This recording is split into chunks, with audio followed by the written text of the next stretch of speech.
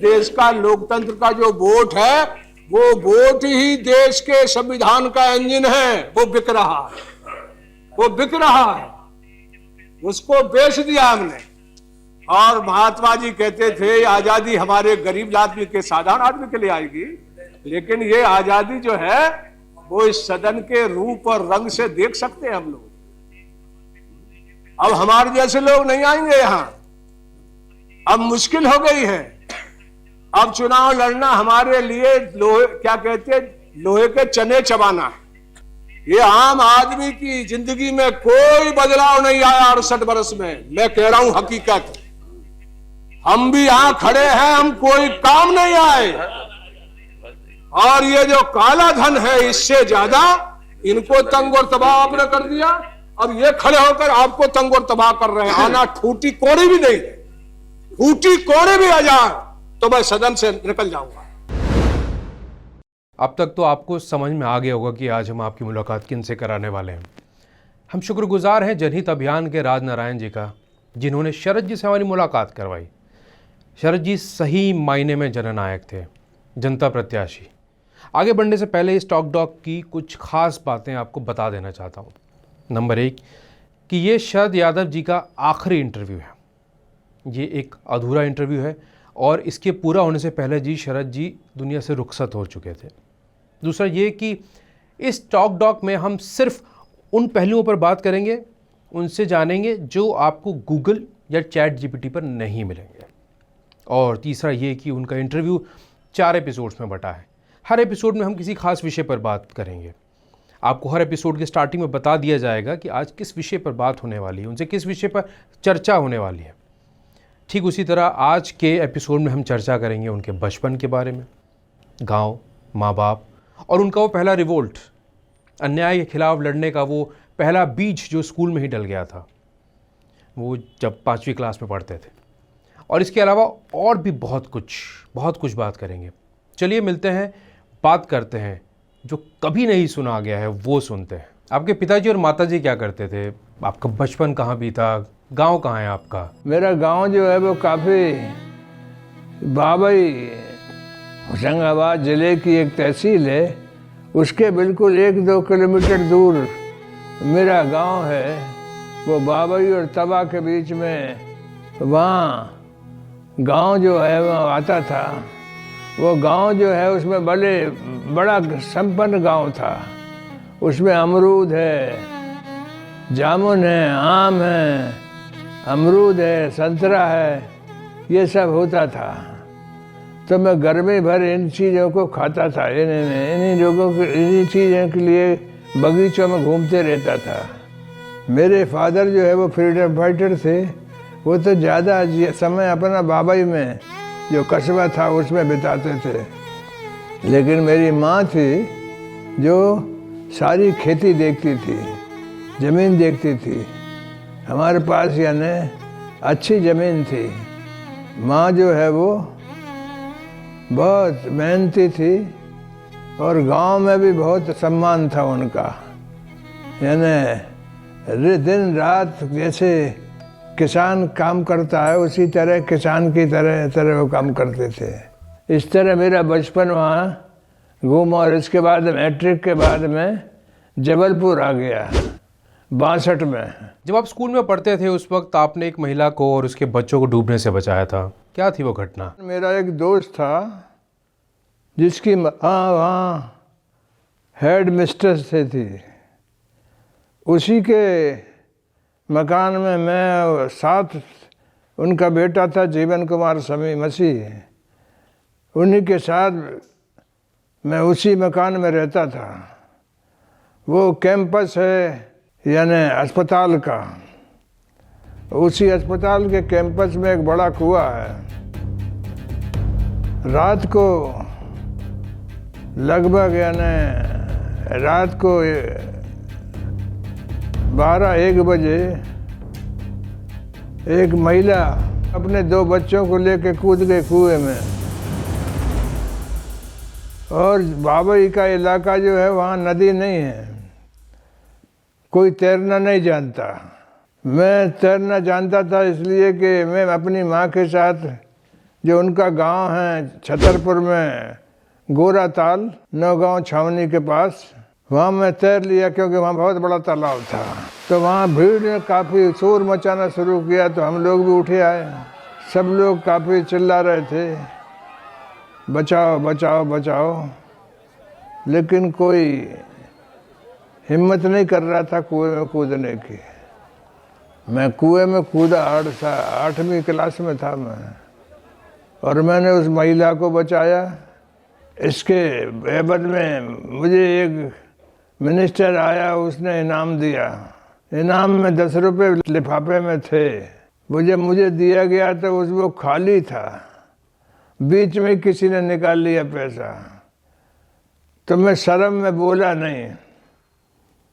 तो ये मेरी एक बड़ी घटना है जो बचपन में वहाँ जहाँ बाबई में मैं रहता था वहाँ की है। रेबल नेचर आपके अंदर बहुत ही पहले से था। आपके साथ एक किस्सा हुआ था स्कूल में, जब एक मास्टर ने आपको जानबूझ के ह्यूमिलेट किया था। क्या था वो किस्सा? एक ब्रजमोहन सिंह थे, मास्टर थे वो। तो वो हमारे परिवार से उनका रिश्ता खराब था। उन्होंने मेरा नाम शरद यादव की जगह लिखा दिया रजिस्टर में, जहाँ हाजिरी भरी जाती है कि वहाँ अहिर, शरद अहिर।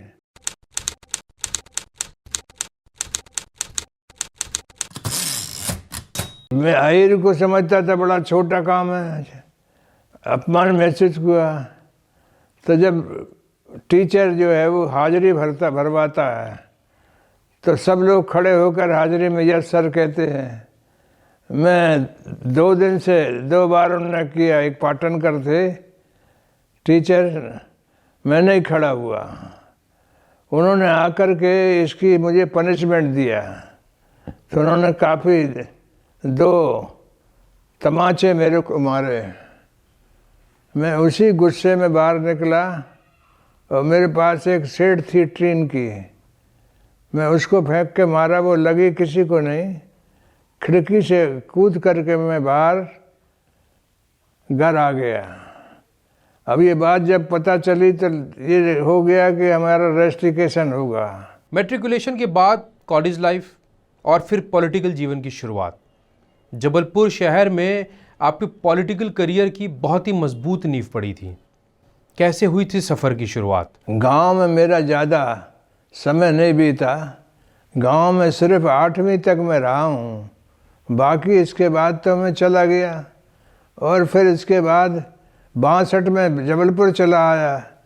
मैट्रिक में इटारसी चला आया, और जबलपुर में मैं 16 साल यानी 65 से 74 तक रहा, और वहाँ बहुत बड़े बड़े आंदोलन मैंने चलाया।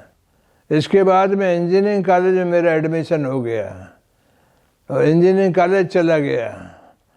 तो जबलपुर में जहाँ मैं हॉस्टल में रहता था, वो एक तरह से एजुकेशन का बड़ा कैंपस था। रॉबर्टसन कॉलेज नाम था उसका, लेकिन साइंस कॉलेज नाम हो गया था। वहाँ यूनिवर्सिटी में चुनाव होता था। वो चुनाव में जबलपुर शहर के जो गुंडे थे वो खड़े होते थे, और शहर के जितने कॉलेज थे उनमें नकल होती थी। और जो प्रेसिडेंट होता था यूनिवर्सिटी का, वो शहर के गुंडे होते थे, जीत जाते थे वो। तो फिर ये तय हुआ कि रामेश्वर नीखरा के बाद भी जब यूनिवर्सिटी का चुनाव होने लगा, तो हमारे यहाँ एक यूनिवर्सिटी रिप्रेजेंटेटिव 4 पहुँचाए जाते थे। तो मुझको एक उसमें सीधा, क्योंकि वो 4 होते थे जो पढ़े लिखे, जो क्लास में टॉपर होते थे। तो फिर यानी सारे प्रोफेसर ने, यूनिवर्सिटी ने, प्रिंसिपल ने मुझे यूनिवर्सिटी का प्रेसिडेंट खड़ा कर दिया। जीतने के बाद फिर तो नकलबंद मैंने कराया। इसके बाद जो है वो जो लोग हॉस्टल में गुंडागर्दी करते थे उनके खिलाफ मैंने लोगों को संगठित किया। धीरे धीरे धीरे धीरे मैं ज़्यादा राजनीति में इन्वॉल्व हो गया इंजीनियरिंग कॉलेज में रहते हुए, लेकिन मैं वहाँ से इंजीनियर बन पाया। जब मेरा एमए में एडमिशन हो गया तो फिर मैं ज़्यादा सक्रिय हो गया राजनीति में। आपने भी बताया कि वहाँ गुंडागर्दी का बहुत बड़ा वर्चस्व था। इससे जुड़ा कोई किस्सा याद है आपको जहाँ आपने उस वक्त की गुंडागर्दी को मुंह तोड़ जवाब दिया हो? हमारा जो टीचर था उसको एक दिन एक पंडा नाम का गुंडा था गोकलपुर में, उसने उसको मार दिया तो उनका सर फट गया।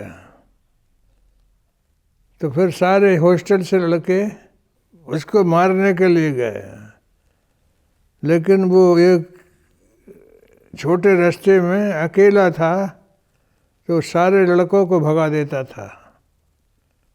तो मैंने फिर उसको अंदर जाकर के पकड़ा, क्योंकि वो मुझे जानता था, और ला कर के मैंने पुलिस के हाथ उसको सौंपा।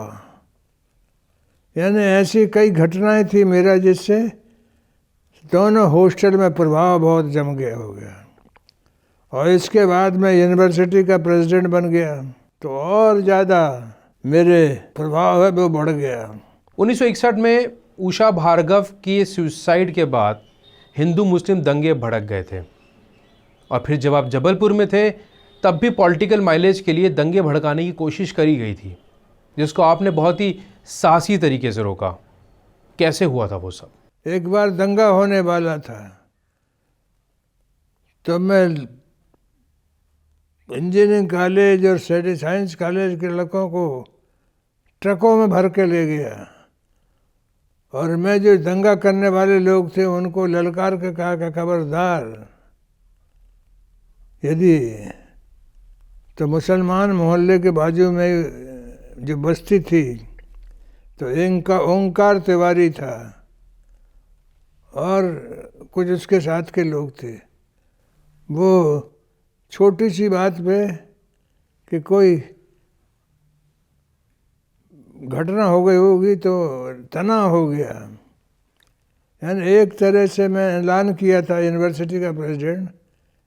उषा भार्गव कांड वहाँ बहुत बड़ा हुआ था, जिसके चलते काफ़ी दंगा हुआ था।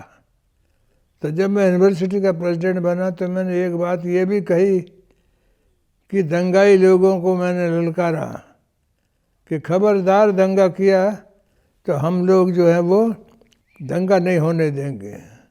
दंगाई समझ लें कि उनके खिलाफ पहले हमसे लड़ना पड़ेगा, तब मुसलमानों से लड़ेगा।